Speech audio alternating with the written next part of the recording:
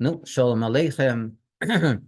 We begin the shir with the mentioning of this week's parsha, Parsha of Yisro. Parsha of Yisro is the exclusive parsha that we received the Torah on Har Sinai, and just as we received the Torah then, some 3,300 and something years ago, we should be able to receive the new revelations of Torah coming from the Torah that we received at Har Sinai from the mouth of the Rebbe Shlita Melech Ha'Moshiach on a good and revealed basis. Teichef Miyad Mamish.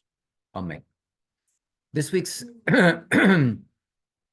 we have two stories, and we're coming from a very special Shabbos, not this recent Shabbos, but the past Shabbos. It was the Shabbos of Yud Shvat, the 10th of Shvat, and the 11th of Shvat. Immediately afterwards, Motzei Shabbos and Sunday, and the receiving of the leadership. The Rebbe was good enough to receive the leadership upon himself of the entire Chabad Lubavitch Hasidic movement and the entire Jewish nation and the entire world, as we'll also be hearing in one of the stories. But this is something that we have to realize, and we have to thank Hashem every moment of the day that we have a Rebbe in the world, that there's a Rebbe in the world, and that we have the merit, we have the schus of being Chassidim of the Rebbe, and that the Rebbe agreed from that time on, Yud Shvat, Yud Aleph Shvat, to go and to take the leadership. And this is something that we have to rejoice and feel. Kol atzmeisai toimarno, as we say in davening, all our bones should speak up and say, Hashem mi kamecha, Hashem, who is like you, to go and to give us such a Moshe Rabbeinu, such a Rebbe, the Rebbe Shlita Melech Ha'Moshiach. The first story that we're going to hear is in regard to a senator in the United States. This particular senator was not Jewish, no, but he suffered from a very difficult problem in his family, and due to this, he was going and he was looking high and low for advice as to what to do and how to go about resolving the situation. He couldn't find anyone that could suggest anything that was worthwhile.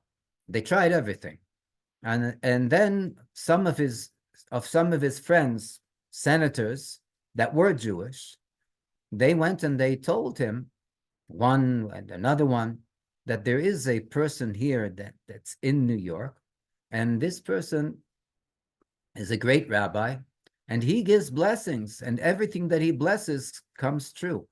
There's no two ways about it. This senator, he wasn't Jewish even, but he understood that there might be a chance, so he went and he called up the secretary, the secretariat of the Rebbe. Rabbi Label Groner answered the phone, and he spoke to Rabbi Groner and explained the situation, and he asked to be able to go and to be admitted to see the Rebbe, a personal audience. And the Rebbe told Rabbi Groner that he agreed, and the time and the place was set up. He arrived in 770, and he sat inside by the Rebbe for quite a lengthy time. And after the Rebbe finished, and he got up and he walked out, Rabbi Groner went over to the senator, and he told him that he doesn't mean to pry into the senator's personal business, but if there is something that the Rebbe told him, the senator, that would be able to go and to be to the benefit of other people, the benefit of Chassidim, the benefit of other Jews, and the benefit of other people, he would be most appreciative if the senator could share this with him. Senator stopped, thought for a moment, and then he said, Listen, I'll tell you. The first 15 minutes that I sat by the Rebbe,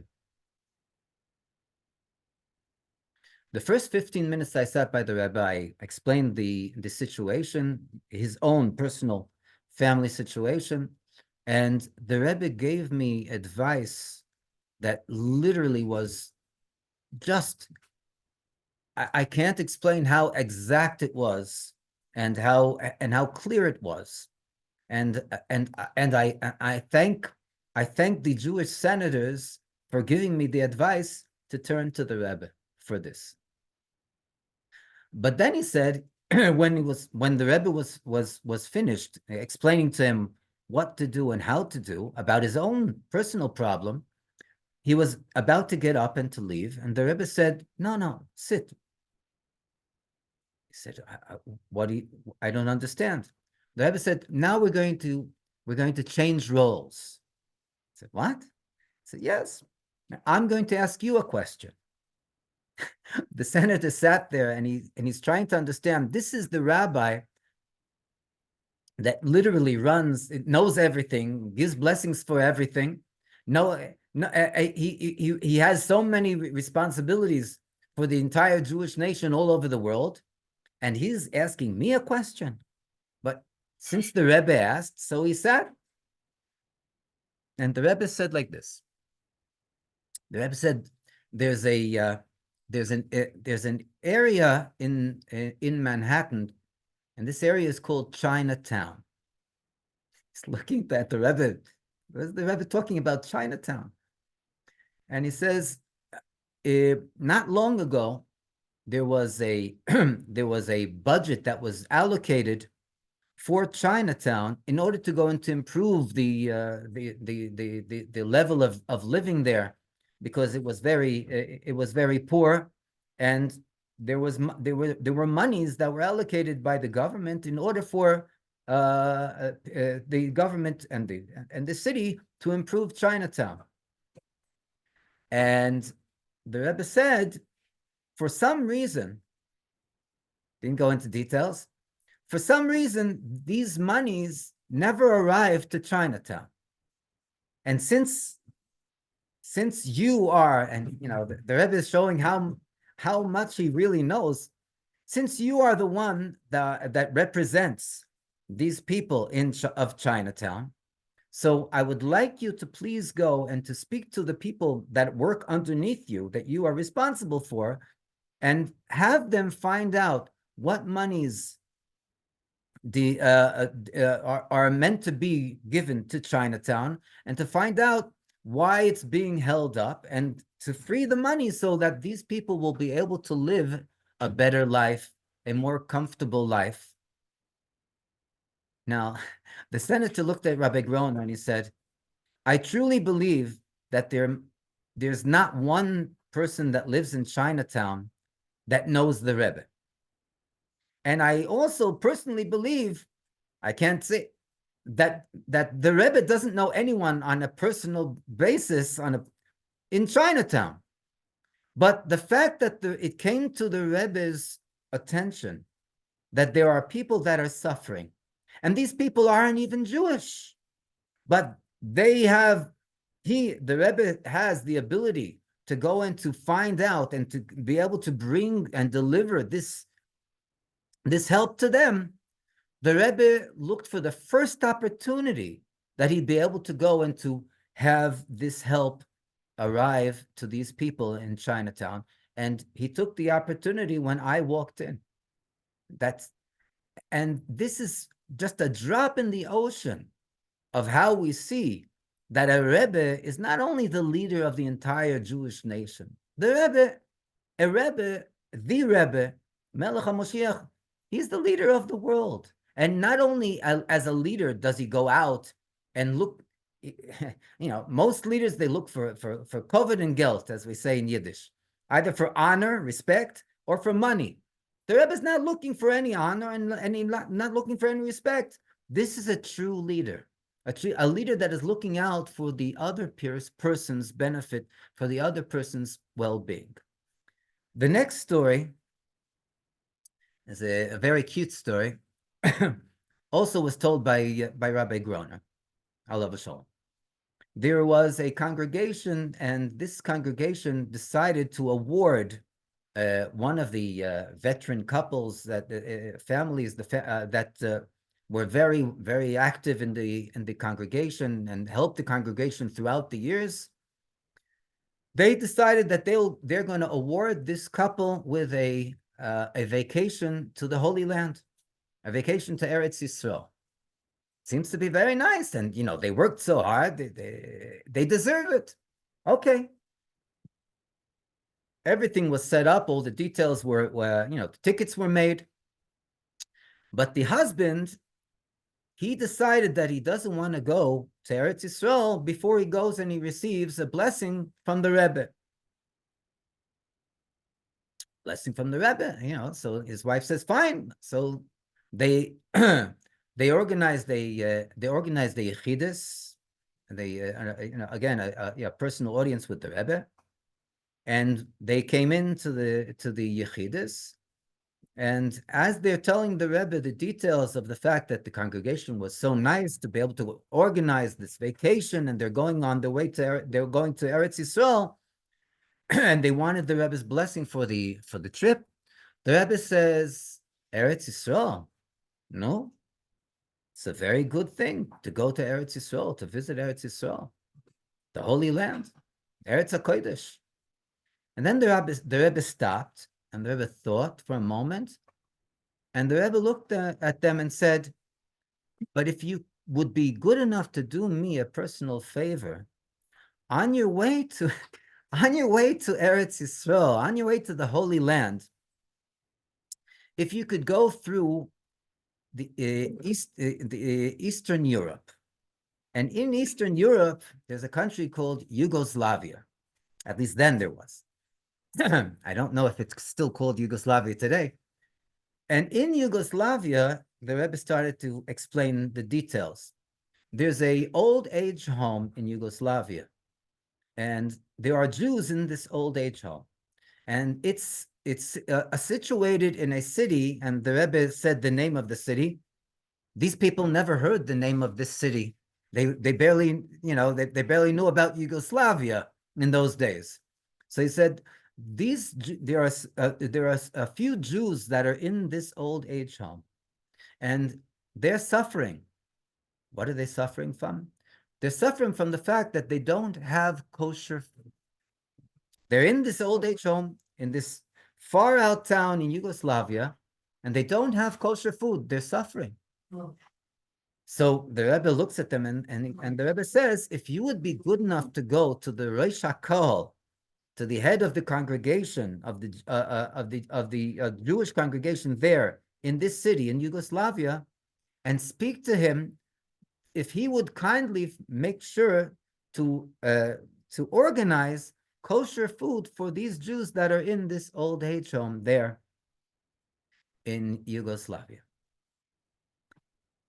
The husband and the wife, obviously they didn't have any, they didn't think about even they didn't even think about refusing. They said, definitely, sure, we'll do it. When they came out, so Rabbi Groner said, wow, that was a long time, just for a bracha for going to Eretz Yisrael. So the wife looks at Rabbi Groner and she says, I can't understand this. Why did we have to go in to get the Rebbe's blessing? He ruined our entire vacation. Rabbi Groner said, what? How is that? And the woman went and the wife went and told the Rabbi Groner the entire story of what went on in the Yechidus. And Rabbi Groner smiled, and then the wife smiled also, and she said, it was as though the Rebbe was telling us that you think that you're going on a paid vacation by the congregation, but I'm telling you that you have a mission to carry out. You have work to be done. So you're going on the vacation, but that's only a side issue. The reason that you're going is to do this shlichus, to do this mission for a few Jews that are in some far-off city in Yugoslavia, that are suffering because they don't have kosher food. And this is something that we have to take and we have to internalize for ourselves in our daily lives. When we think about ourselves, okay, yeah, usually we make sure that we have the comforts of life. We have food to eat, what to drink. We have clothes, warm garments, especially now in the winter, a roof over our heads. But how much do we think about our next door neighbor? How much do we think about other people in the congregation that we're connected with? Other people in Tzfat, English speakers, Hebrew speakers. Are we even aware of what the situation is right next door? Do we look into these things? Everyone probably received this. There was a phone call today from the mayor of Tzfat, Shuki Ohana, and in the phone call he speaks about the fact that we're organizing the Tzfat is being organized in order to go into to be ready for the difficult weather situation. And among other things, he says that every year, God forbid, we shouldn't have this repeated. There's always a casualty with what? With heaters. Casualty with heaters. It's cold outside, so people turn on the heaters. But people put the heaters in very faulty places that Rahman al-Islam, the heater can fall, places that can catch fire. And every year, the mayor just said, there are casualties. So he said, so we have to go and to make sure for ourselves that we're protected, that everything is okay. But we have to also knock on the door of our next door neighbor, and we have to find out, is everything okay? Do they have food for, in this kind of weather? It's difficult for older people to go out in the streets and to buy the basics, a loaf of bread and a liter of milk. And also one of the major things he said is find out if they have heaters and if they're placing their heaters in the appropriate places so it won't, God forbid, be dangerous. These are things that come from a leader. The concept of looking out for a fellow Jew, looking out for the benefit not only of ourselves and our families, but for the entire Jewish nation as well. And even as we see from the Rebbe, if we have a connection, when we have the ability, even to go out of our way to go and to help Hasidei Umas Ha'olam, the people from the 70 nations, they also have their responsibilities with the Sheva Mitzvahs B'nai Noach and so on. The main thing is, through all our combined efforts, first and foremost, there should be safety in the Eretz Yisrael, and our soldiers and the armed forces should be successful and triumphant in the war against all the enemies of Am Yisrael. And second of all the wounded, Rahman Litzlan, all those that are wounded should be healed. And last but not least, all the hostages should be immediately returned in a healthy and safe manner. And the main thing is, this should all be with the Izgolos, the revelation of the Rebbe Shlita Melech Ha'Moshiach, on a good and revealed basis, Teichef Umiyad Mamish, immediately now in actuality. Yichi Adonenu Moreno V'Rabbeinu HaMelech HaMoshiach Chai V'Kayam Le'olam Voed.